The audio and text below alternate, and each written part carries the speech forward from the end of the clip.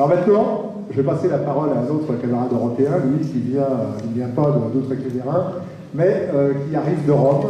Il s'agit de notre camarade Gabriele Adinolfi.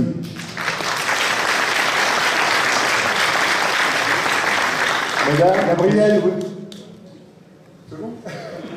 Gabriel, vous le savez, est un fidèle ami de Synthèse Nationale. C'est aussi l'un des principaux animateurs de la droite radicale italienne, de la droite, n'ayons pas peur de le dire, néofasciste italienne. Et Gabriel a passé 20 ans en cavale en France. C'est pour ça qu'il connaît bien la France, c'est pour ça qu'il connaît bien la politique française.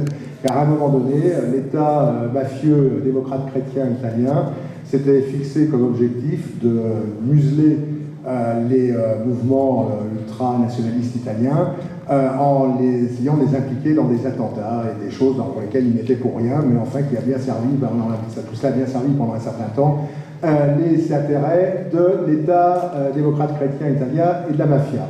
Donc Gabriel, depuis, est revenu à Rome. Gabriel a repris une vie politique et associative normale à Rome depuis quelques années. Et il anime aujourd'hui non seulement l'Institut Polaris, dont il a déjà parlé, mais il a un projet qui se développe depuis quelques mois. Vous en avez peut-être entendu parler autant les uns que les autres. C'est le projet Lansquenet, et je crois que c'est cela dont Gabriel va nous parler. Gabriel, tu as la parole. Bon. Mesdames, messieurs, camarades, le projet dont je parle, comme d'habitude, je ne propose jamais quelque chose qui n'est déjà pas en cours. Donc, ce n'est pas un projet à venir, c'est un projet en acte. Je l'avais déjà annoncé il y a même l'année dernière. J'estime qu'il y a une chose qui est fondamentale, c'est que toute la révolution nationale, c'était le mariage entre ce qu'on peut appeler des principes et des idéaux, entre guillemets, de droite, gérés par des gens qui avaient une mentalité, entre guillemets, de gauche, mais qui étaient presque tous sortis de la gauche, y compris Francisco Franco. Alors, la question, c'est qu'il n'y a qu'une possibilité pour se battre, par n'importe qui. C'est de se battre sur un fondament qui est donné par une vision du monde, mais qui est donné aussi par des moyens d'organisation qui sont celles de l'élite gagnante. Alors, que ce soit l'Église catholique, que ce soit les jésuites, que ce soit les sionistes, que ce soit les bolcheviks, que ce soit les fascistes, que ce soit les nazis, là, le système est toujours le même. C'est un système organisationnel qui part de la tête, qui part de la Weltanschauung, mais aussi de la méthode.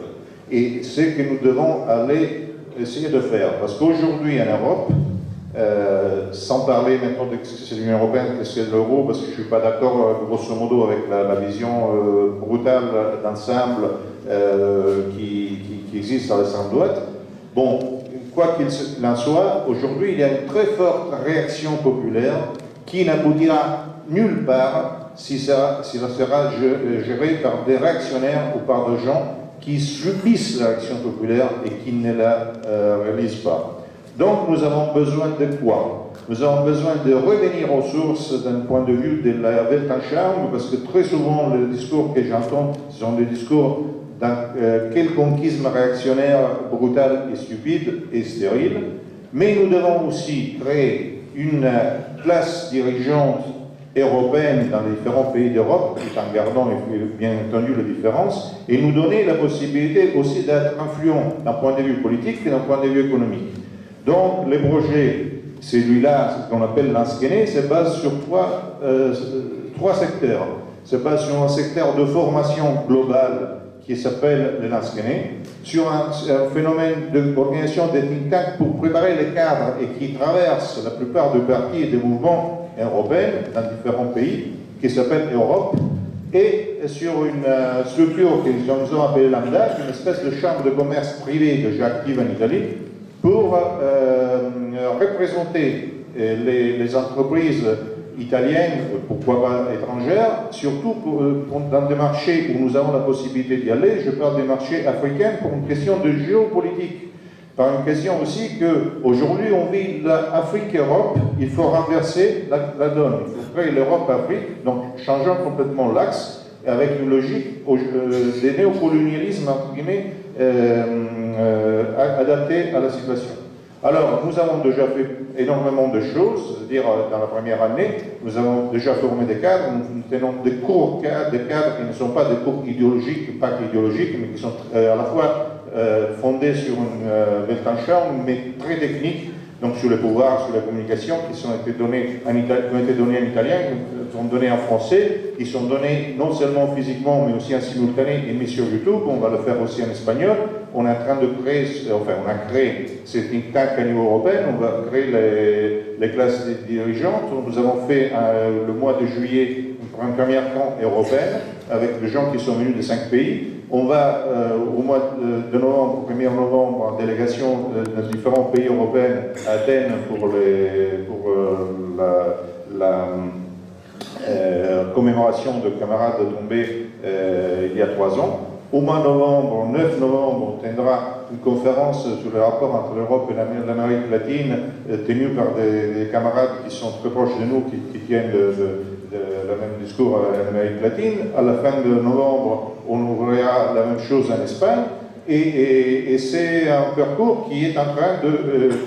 toujours au mois de novembre, nous aurons un moment très important de questions d'échange économique entre l'Italie et l'Angola en particulier. Donc nous avons beaucoup de choses qui sont en train de se faire. Dans cette logique, je répète, Weltanschauung, formation, sélection, édition, méthodologie, stratégie.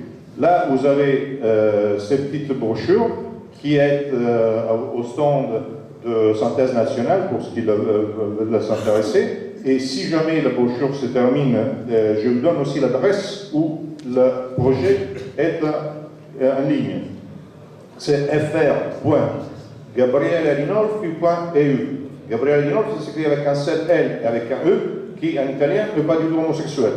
Vous voyez, en italien c'est masculin. Donc, fr.gabrielearinolfi.eu comme Europe. Autrement, dans le sens, et de toute façon, je ne vais pas dire que nous allons gagner, bien sûr, je ne le dis pas parce que je le crois.